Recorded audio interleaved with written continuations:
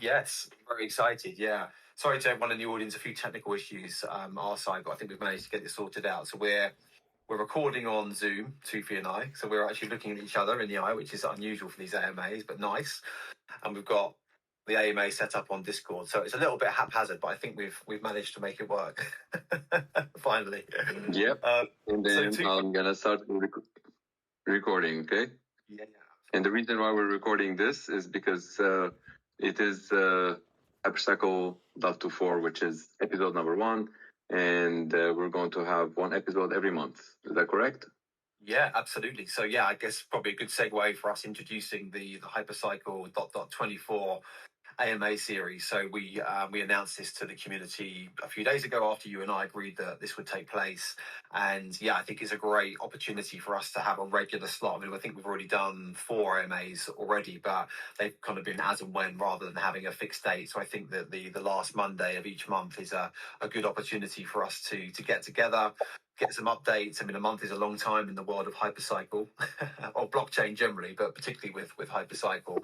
So it'll be a great opportunity for the community to ask you their questions via me, and also to get some updates as well. Obviously, you do the weekly updates with Nick Black, which are great, but I think this is giving the opportunity for the community here to ask some more specific questions as well. So I'm really excited. Thank you very much indeed for taking the time out of your busy schedule to join us. Where would you like to start, Tufi? I mean, it's probably always a good place to start having a bit of a general update. I mean, obviously there's been lots going on. Tilling started. Perhaps to tell people what's Hypercycle.24. And the one thing that we promised not to tell is why ... So we're going to leave that a mystery, but we're going to explain the 24. So Hypercycle 24, it's kind of like you're saying what's happening in 24 months in Hypercycle, because there's a lot of things of what's happening today and tomorrow. But it's always important to, when you're driving on the highway, you don't want to always look what is in front of your wheel, especially if you go fast. You start looking as far as possible. The faster you go, the further you look. So that doesn't mean that you shouldn't look right in front of you, but it's important to look very far. So that's basically the intent of Hypercycle.24 is to kind of remind folks. That's one. Number two, the number 24 months, but it can also signify 24 hours because there's a lot of things that happen in 24 hours. Sometimes people there might be some 24 hours in one month that people they want to focus on what happened in that month, because believe me, we're entering a space where every month we're going to have some 24 hours in that month that people they really, really want to focus on, whether it is like some major release or some major thing that's happening. And of course, it goes without saying that there's the binary sequence that we've used it. Every single thing in the entire hypercycle is all based on the binary sequence. And you have like a hypercycle, you have like, from 1 to 2 to 4. And of course, you can imagine what's next, 8 and so on and so forth. So it's that last part is more like the geeky part for the geeks of us to remain entertained and interested. But I guess the very first two, they're good, that we're able to be more engaged with the community and answer more questions, especially community like Cryptopia.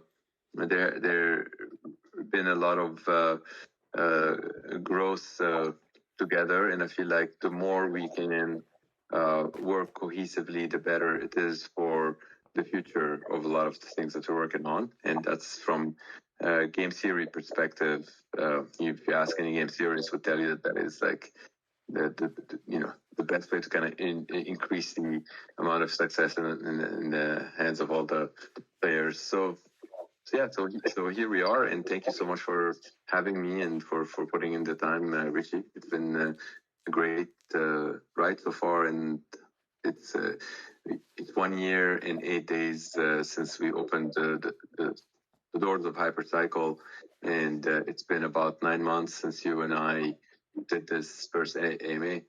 So think it almost might be to the day where you and I have had our first introductions. Actually, I was looking back through some old emails, and it was about.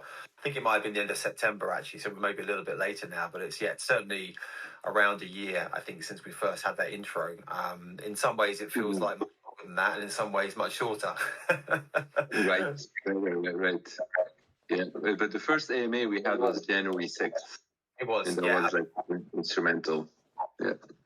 Absolutely. Well, thanks for the introduction and a bit of explanation around the 24. One of the community members, I thought I'd just mention this, has said that they only have now $24 dollars left in their bank account after spending it all on hypercycle nodes. So there's another connection there to the 24. Wow. Well, that's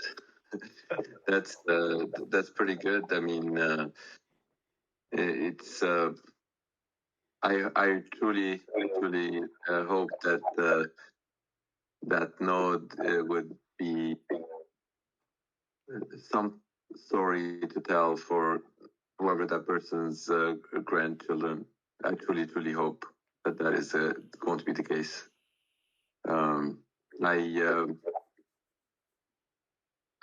Every time throughout life when I remember situations where the last $2.13 that they were left in my bank account at the time, I had enough hot dogs and bread to eat for the next 10 days when I was in university. And I'm like, I'm great. I'm in good shape. I have 10 days.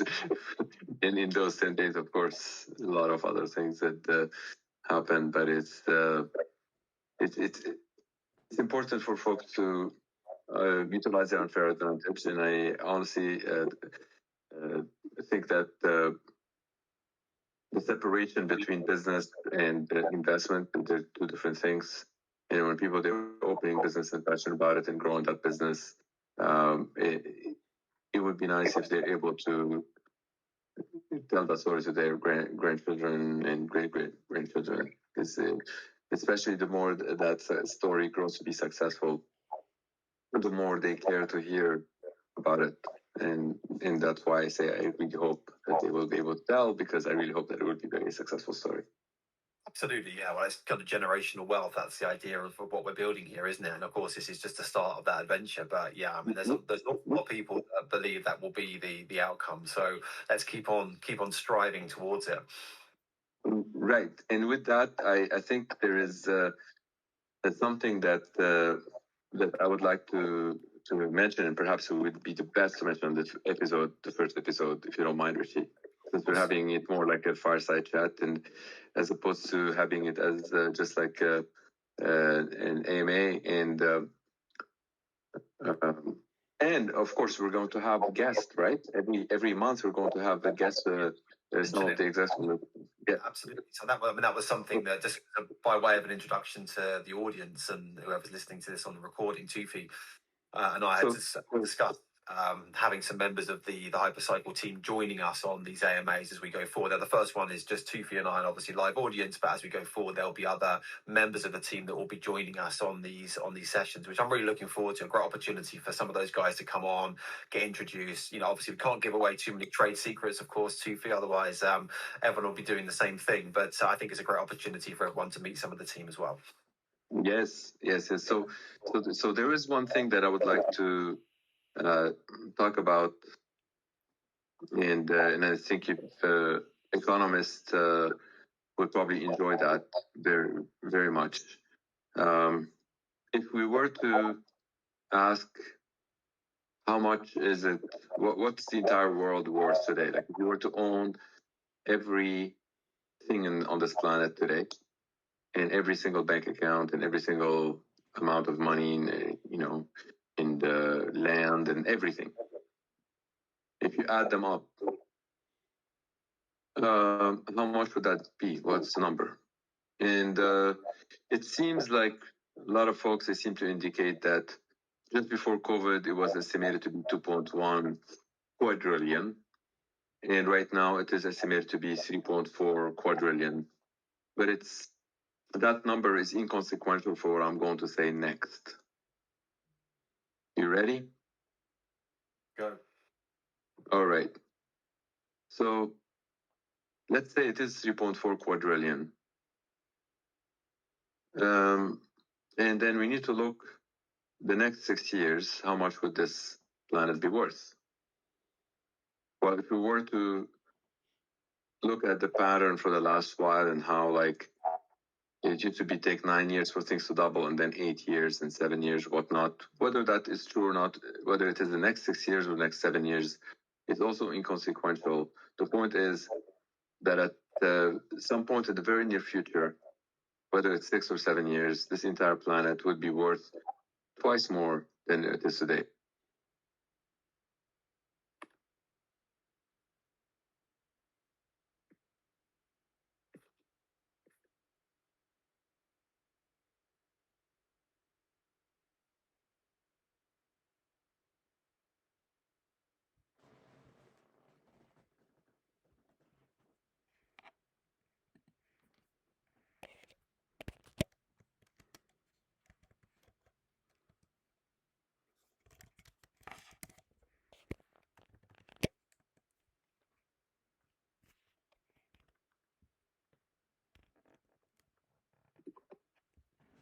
Guys, 1 second. We're just trying to try and get Tufi back. 1 sec. I am Yes. here. We've got you back. Yeah, your audio just dropped out for the last 30 seconds, I think, Tufi. Oh, okay. Sorry about that. That's So, okay. No, go back about 30 seconds or so, and we should be good from there. Thank you. so did I? The last thing you heard me is when I said about in 6 or 7 years, the value of the entire world is probably going to be double, right? Yes, correct. Okay. So instead of being 3.4 quadrillion, it's going to be, let's say, 6.8 quadrillion. Now, of course, some of it is due to inflation, but not all of it. There's a huge part of it is due to new wealth that's being created. What's the new wealth being created? Well, for example, let's say you only have one building in a village, but then suddenly you have 2 and then 3, and then you have like 100 buildings. Do you think that the land in the village goes up or go down, the price? Well, we all know the price goes up if there's 100 buildings around it, as opposed to having only one building. So it's not only the new buildings that they are new things that can be utilized, have utility, the value of the land around it goes up significantly.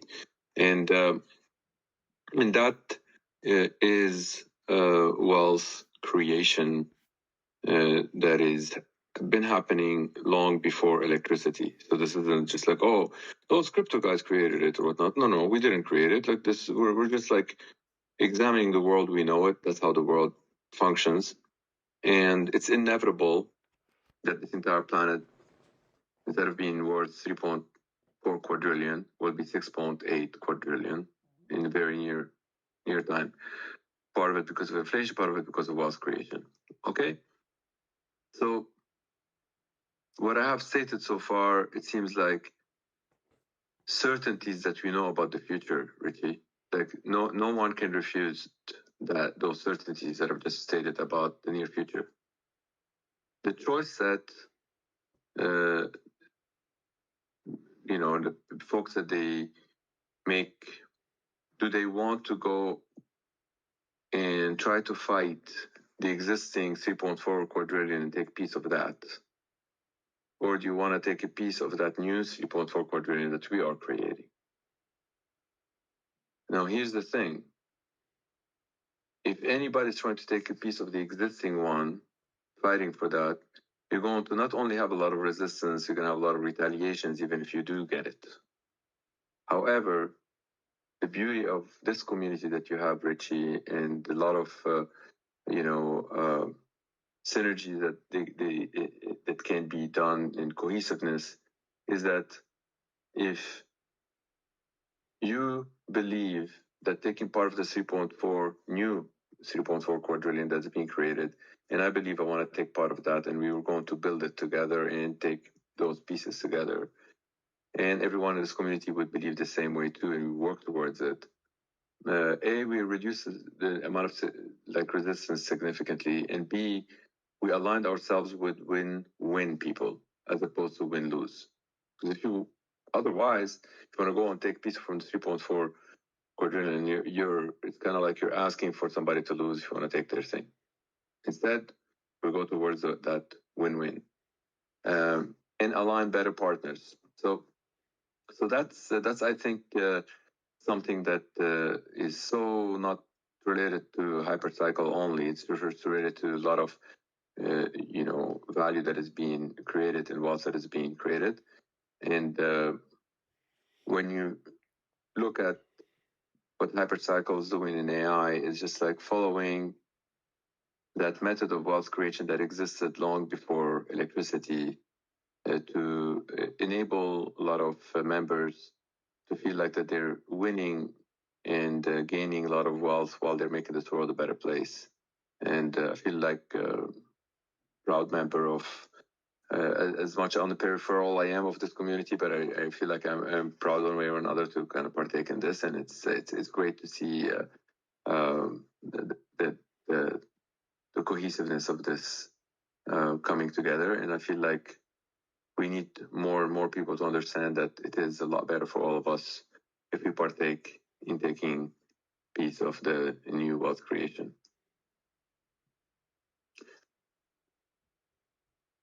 Now you're I can't hear you. Not doing very well today. There we go. Is that better? Now I can hear you, yes. Good.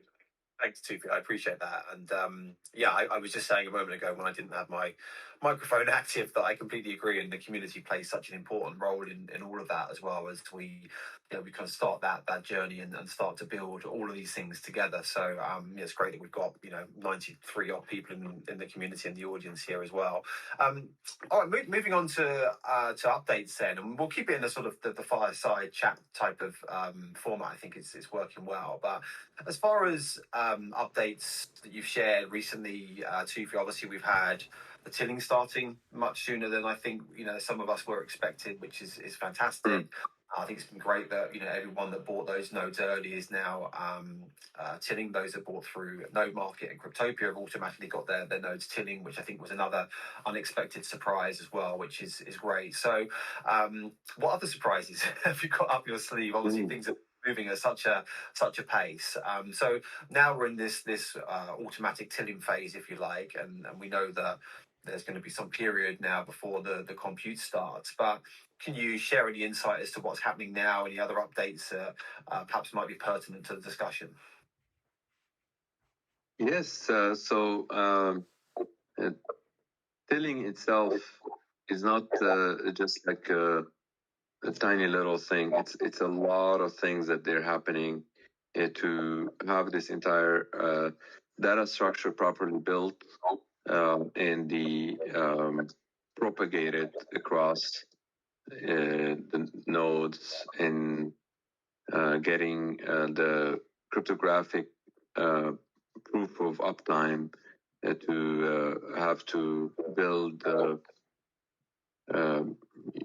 basically a binary search tree that is fully saturated and complete, that it's actually kind of like a specific type of Merkle tree. So that's what's happening in those in a fully distributed way. That's what's happening in that tilling. The additional stuff that they happen in the tilling is that the actions, as they get communicated between devices when there's compute, for example, your computer requests from another computer or one node requests from another node certain work to be done. And that's all partaking in the actual tilling. The reputation is partaking in the tilling that comes in when you have an actual compute running, and the amount of computation. All of those, they are growing. It's like the tilling you have from a germinal phase that it is right now to entering perhaps like the fetal phase. And I feel like in that process, there's a lot of growth periods. But when we felt that the germinal phase is just something that can be done with us right now, and if we wait, we're losing an opportunity cost, which is time that we can never bring back. Never, ever. When time passes, you can't bring it back. So we felt like we should give it to all the supporters that they have been getting the nodes and getting the tokens, because that benefits both. And of course, we cannot include those that they explicitly asked to be excluded, because they are trying to build data centers for whatever reasons that they will end up like generating demand of AI compute. So that's what happened today, and now what I look forward to, since this we call it like hypercycle ... 24. If in 24 months we didn't do this, and we look back at it, we'd be like, we could have done it, but why didn't we start a little bit earlier? Then we realize it's like this sooner we can do those things, the sooner we gotta do them, and we're acting accordingly. So far it's hypercycle 1 year and 8 days since we opened this hypercycle store, and people, they can see that there's a lot of things been done this year, and we want to continue in that same velocity, in that culture, having the speed. Yeah, I mean, there is no one is pressuring us. We are pressuring ourselves, because we're excited about what we're doing. We feel like this is the thing that all of us, every single one who's listening here, part of this community, is actually partaking in doing this. This isn't just me. This is just you. This is all of us. And I'm not really just saying it to kind of like cheer up people, whatnot, or trying to bother them into anything. I'm actually stating the truth the way it is. It is not just a technology. This is not just community. It's a combination of things, and that's why I truly think it's extremely important, all the effort that we're all doing together. So. Yeah, so that's what happened so far, and then we continue working together to accelerate things as much as possible. The next thing that is coming is that ability to split those tokens on the ETH to split the licenses on the ETH network, as opposed to ADA, and own it, transfer it, do whatever you want to do with it. And then after that, of course, the ERC 1155, which you might have read a little bit about that. It's super exciting that when people dig deep into this, would be like, wait a second, these guys didn't say anywhere that they're going to give me this when I actually bought that license, or when I bought those tokens. They're giving me these. And the answer is like, yes, we are. And every single day, we want to continue taking care of the token holders, they're our community, and the license holders, they're our customers. And every single day we need to look after them. And so that's what we're working on, and I'm sure a lot of people will be looking forward the next 24 months. It's hopefully it'll be a ride that we can each and every one of us will be able to tell our grandchildren about it. Well, we've got it documented. This is the first one. So when we look back in 24 months, I'm sure that we'll be very pleasantly surprised with the journey from then. So just, interesting what you were saying there about the kind of first stage of tilling. And it obviously makes sense that, you would get those nodes with the heartbeat as soon as possible. I know that's been very consistent. We've seen some charts showing that as well. So sticking with that analogy and the sort of germination phase, which is the first phase, am I understanding correctly then, too, that there are other stages of tilling that will occur before we get to compute? And if that is the case, perhaps you might be able to elaborate a little bit on that. Absolutely. Richie, for those that will be watching the video afterwards, they'll be able to see something that I'm going to share my screen here, and hopefully that would help. It is something that folks have seen me share it before, but I'll do it again. Just one phase that is coming next into the tilling that is extremely, extremely powerful. And it's the phase where folks are doing they're tilling on larger computers than the one that we're just like, because what we're doing, we took what's the way I talked to the engineers, they said, what's the smallest amount of computers that we can get just to make sure every single one is actually doing the tilling, every single node, and they came back to me with that, and I said, okay, fine, you take this and let's build redundancy around it because we want to make sure that the uptime is uptime, and let's turn it on. But that means that the next big phase of the tilling is when people start rolling their computers. Because when you start rolling your computers, the proof that you're emitting into the network, into all of those existing network, they will start knowing about you. Remember, those are tiny little brains that they're learning about each other, is that you have some computing capacity that can do X, Y, Z. And the more people that you want to know about this, the better it is for what you have. It's kind of like you have two people know about it. Well, if it's a good reputation, you want 200 people to know about it, right? So effectively, that's what we feel like it's important in the tilling, that it starts incorporating proofs of those computers that people that they have, and that comes in with some effort that needs to be done to ensure that the actual node is not lying about its own capacity, um, because computers technically can lie about like what kind of things that they have. So, but there are certain methods that we can do to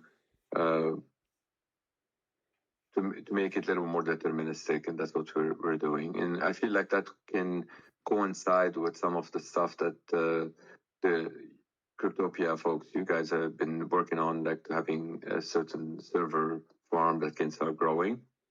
And third stage that I also expect to happen perhaps right after this is having many of the co-location centers to make themselves available for you and for others. So it means like, let's say, hey, Rishi, we know you've been like running like whatever compute in Italy. We're gonna offer you the exact same thing. There'll be a little more distributed. One in New Mexico, another one in Arizona, another one in Alaska, another one in Japan, whatnot. And I've been myself visiting many of those sites, myself testing them, and getting many of my guys to help testing them. The last one that came in with flying colors was in Finland. It's phenomenal. Um, then there's another one that I just went to last week in Minnesota, and it's we haven't really tested it, but I've toured it myself. So yeah, it's exciting. I feel like every single day that passes, we need to take care of like our community and our customers, and that's what we're doing. Awesome. So that's really interesting. So if we just building on that slightly, so the next phase of tilling then is to get the nodes live on more capable hardware, which may be coming from Hyper-PG or through Cryptopia's Node Hub or other pools that are running hardware or the data centers. And that effectively then is that feeding into the reputation of the node by the network knowing that it's capable or has the hardware to run, or is that somehow feeding into the advancement of the uptime? Which area is that enhancing? Yeah, so that's precisely what I thought you'd ask, and that's why I precisely prepared this document to share. So if you have only for those that share this on Discord at the same time as well, would it let you do that for the live audience? If not, don't worry, but I just thought I'd ask before we carry on.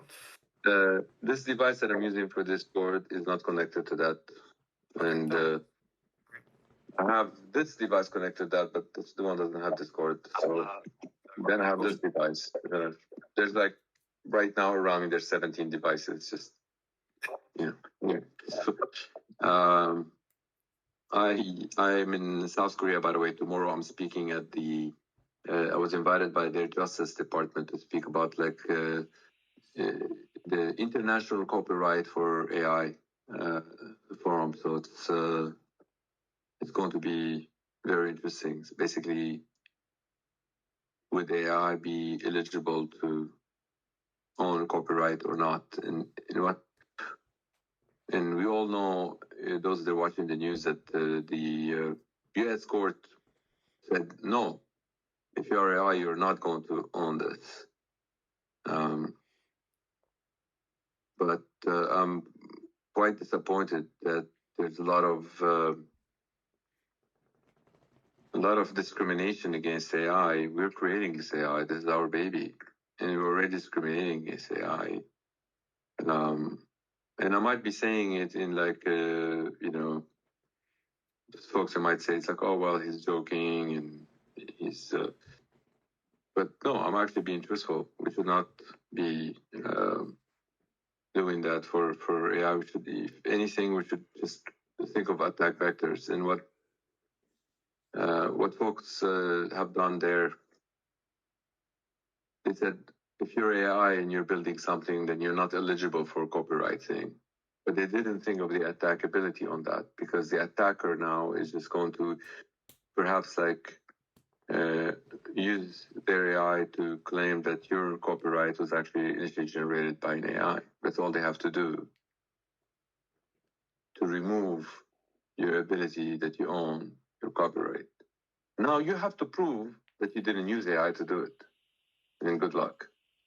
You see, so they don't look at the attackability of these things by issuing laws like that.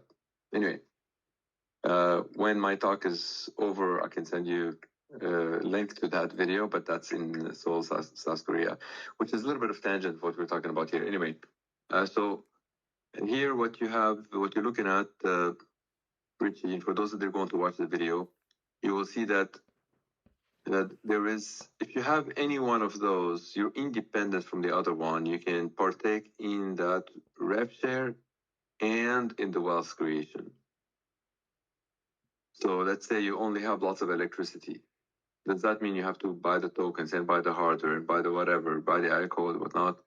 Or can you just say, hey, pool, I have energy. And the pool will be like, all right, well, I'll give you 10% of what I get in wealth creation, I'll give you 10% in rev share. Right? You remember, you have enough energy to power all those computers. They will be happy to give you that 10%. And if you're NVIDIA and you come and say, here, I have the hardware, I'm going to give it to you. Or if you're somebody with the name Richie who bought the hardware and says, like, I'm putting in this hardware to partake in this, well, you get your piece. There's, from wealth creation, it is a variable between 0 to 29%. We can explain later why it is a variable. It's effectively, there's a lot of components that can go in from what AI code and energy and whatnot. But when it comes to rev share, the suggestion here is like 32%. Some people, they might come to agreement to have on their hardware 40%, 45%, because they're running, let's say, an H100. So it's not a static thing. But of course, if you are a license holder, you are in perpetuity eligible to whatever you get in that rev share, in that wealth creation, if you partake in those things. That's beautiful. You basically have something that the metaphor we used before, Richie, here is that, like, if you're a token holder, you have the land. And if you're license holder, you have, let's say, the franchise right.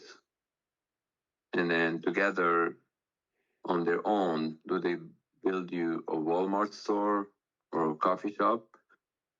No, but they are necessary to build that a coffee shop. If you want a coffee shop that people know the brand or whatnot, then you get the actual license holder. If you don't want to, you want to have a no-name coffee shop, of course you can do that. But I think most people, they understand that there's a reason why people, they buy something that is recognized not only because of that, because of the quality control, because of what they send you, because you end up actually costing you less. And here's the metaphor: we say token holders like the land owner, and the license holder is more like the franchise owner. And then you have like the hardware, and yeah, I call it the location, the rest of the components needed to open up that coffee shop. And, metaphors are good. They're not complete, but they're good to give a picture for people of what's happening here. So I hope that was clear. I'll stop sharing my screen and I will come back to it if the next question is related to it. Awesome. Thanks, Steve. We'll share that with everyone in the audience later as well, so they can match up what you were discussing there as well. So yeah, we've got some questions from the audience as always. We never get the chance, unfortunately, to go through all of them because we probably have to be here for a couple of days to go through everything in detail. But we've got some here which I'd like to turn to now, if that's okay. So this actually does relate to the tilling. Actually, this is quite a good segue into this one. So the question was: will all nodes continue to be supplied with tokens from the hypercycle treasury for the duration of tilling until compute starts? So just to confirm, these are the native hypercycle tokens which have been used to start the nodes tilling, right? So how I guess the question is, how long are you prepared to keep those running gratis? Well, it isn't. We have a limit of how much we can use because we're trying to. So far so good. And when I say trying, I'm being more like from an engineer perspective saying trying, but the reality is that so far we've been consistent with like following the entire, the economics, the crypto, the one that we have, that spreadsheet that we've shared this with everyone. The only changes that we've done in that spreadsheet since May 8th is colors. And only color the months that we know the treasury will have a certain number of tokens that can receive back if it were to lend them to folks. And it can only lend under a smart contract. But the beauty of what we've done with the smart contract, we didn't go to HyperPG and say, it's like, you're the only one who can do that. No. HyperPG pay the money to build it, pay the money for the actual developers and to the auditors and all of that. But anybody can run that smart contract and would be eligible for the same thing from the treasury. Basically, treasury, what the treasury cares about is that like somebody from the community has 24 months, let's say, to vest their shares. Well, the only aspect that is happening in order for them to vest their shares is time. So those are different than the workers, right? So as time goes, they are going to vest them. So therefore, although the treasury cares about did this time elapse, and if it did, therefore they can pay back. So how can we do that automatically? And that's where that smart contract comes in. So people don't have to worry about like doing it manually. Then it gets all done automatically, and therefore they can those tokens can be early deployed. So there's a limit of how much we can. I mean, we definitely cannot go unlimited. Everybody knows that because the number of tokens are limited. But it's an extra limit of how much can be used right now. So it is an opportunity for people to come in early. So if you tell me, it's like, so what happens, Tufi, if like you get like Microsoft to come in and buy like 1,000 nodes tomorrow, and then will they get like the tilling, whatnot? Well, no, sorry, Microsoft, we don't have enough to kind of give you. So there's still the benefit of like the first come, first served. So it is approaching that limit because those funds that the treasury has them for some reasons, and like they're I'm going to share my screen again for those that are looking at the screen. Just as a recap on what's the token model that we've shared with folks. Share screen, and there we are. So here, what you see, it says liquidity rewards and ecosystem and network adoption fund. So remember, like the entire ecosystem entrusted us that we, the management of this company, we can use those however we see fit. So we better use them for the benefit of that entire community. And where I felt that the colors that I mentioned, Richie, that you've added, they're basically here and there. And I can discuss about the difference here, but it's effectively, initially we thought 24 months from the third month will land us here, but it turns out that there's certain things that started a little bit later than that, and that's why there's this other color.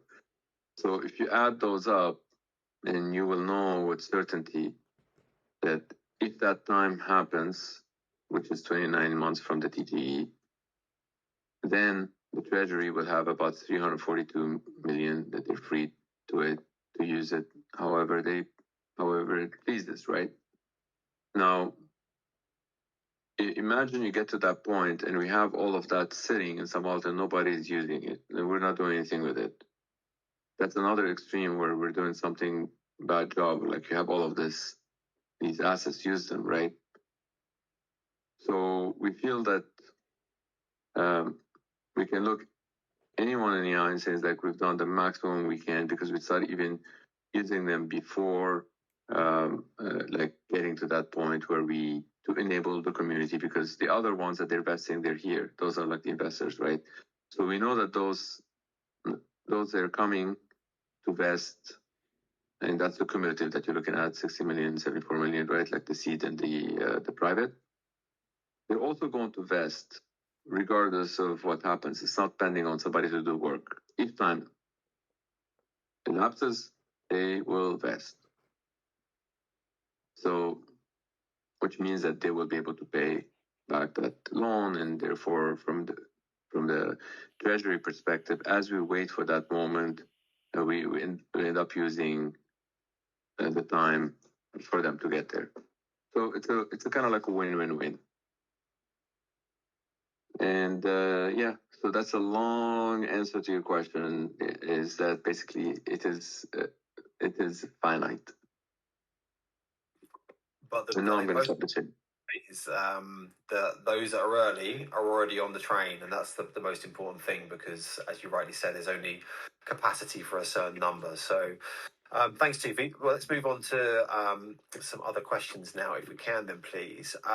This is a question which has been asked a few times, and you might not necessarily have a definitive answer on this, but it's worth us touching on it, and that is the SDAO tokens, which are unvested tokens.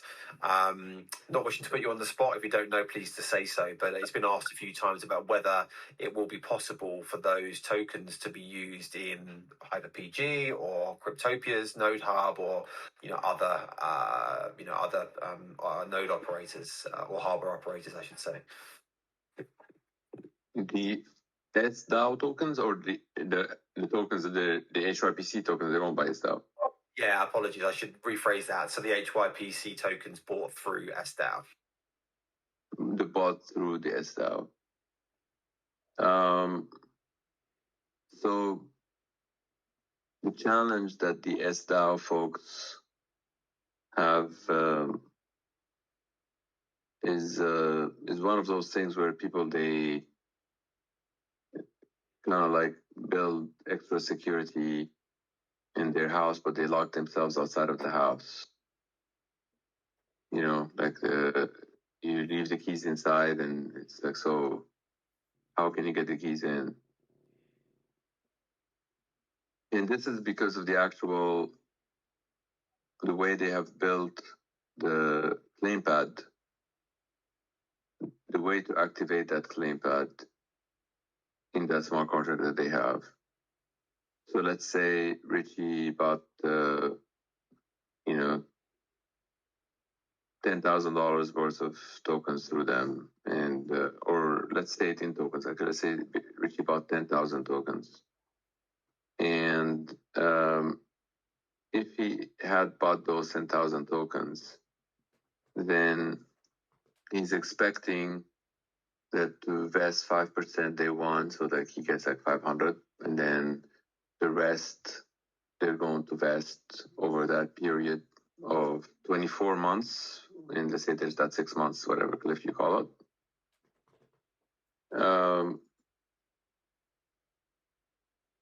What happens in that claim pad is that the claim pad itself must receive from the treasury all the 9,500. Okay? Right? In order for it to be activated so that it can give them. But now that's a problem, because if the treasury is going to put it there, how is it that the actual treasury is going to take them also and put them towards like the deployment into those machines, right? It can't be two places at the same time. So so that's basically put it in a way that it's like, do they want to participate or not? If they do, if it's just a binary thing, easy peasy. They can all come in here and they don't get any claim pad. But the thing is, if people they want something like in between, that becomes a challenge. How can you get that is designed to actually have? It took all the tokens, and now we can take them back because it's a smart contract. The only way they can take them is that they click on that claim pad. So then, of course, then we had to like.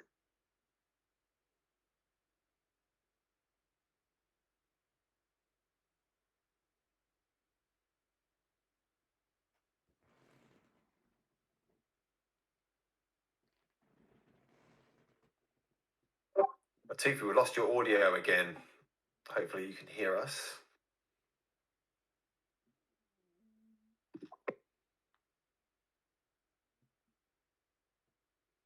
Hey. Yes, we've got you back now. Yeah, just dropped out for a few seconds there. It was only 10 seconds or so. Yeah, so I was saying that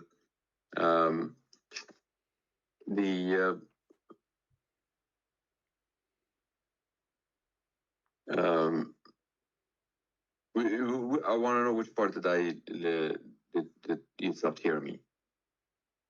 So you're basically just saying that it depends on whether if it's just a binary thing to move everything over, but you can't have the best of both worlds, I think was in summary what you were saying there. If it is a binary, it would have been easy peasy, right? People would be like, "Oh, we're all going to the EDP. We want to benefit. We want to deploy those tokens early." Then there is no claim pad. But if they gone through the claim pad and that claim pad is giving, you go to the claim pad and get your tokens. It's built in a way that you have to have all the tokens put into it, all those 9,500, let's say. And it's just going to give you like little by little every day, but that's like locking all the 9,500 in their things, and therefore it's not going to be able to pay back the treasury automatically. It has to depend on them to pay it back, and that's extra steps that, which means that we're going from the trustless to trusted, and that's becomes like a problem, right? So that's what happened there. But yeah, and right now they're getting that enablement to do so they're able to do it. They just have to follow the process that was built for that. I was just explaining the complexity for it. Now I need to tell you that we've reached the hour, and if we want to keep it at the hour, I may have to run because I have this other meeting. Yeah, that's fine, Tiffy. Well, I think that gives us a good explanation of what's going on with the SDAO stuff, and we understand there are some complexities there. So maybe we can revisit that one another time. Well, as always, we've always to have disappointed people that don't have their questions answered, which is inevitable. Unfortunately, on these sessions, we only have an hour or so, but we'll gather some more for next time, Tiffy, and perhaps there's a few here which are. Would be pertinent. I can get some questions over to you directly, and perhaps we can get some answers for you just on text, and I can get that back to the community as well. But thank you for your time. Much appreciated. Anything you'd like to say to round us off at all? No, I think this is great, and looking forward to do more of those. And I think my next meeting just joined here, so Again, it's awesome to be part of this community, and then we will talk again soon. That's Trevor who just joined. Trevor will be with you in a moment, and it's funny that you're gonna Richie. You still there? I'm still here. Yes. Yeah, he hears us from the Zoom, but we hear each other from the Discord. Once again, thanks for having me, and we'll touch base soon. Always a pleasure. Thanks, Tufi. Thanks, everyone in the All audience. right. Really appreciate you taking the time, and I'll speak to you all soon. All right, take care.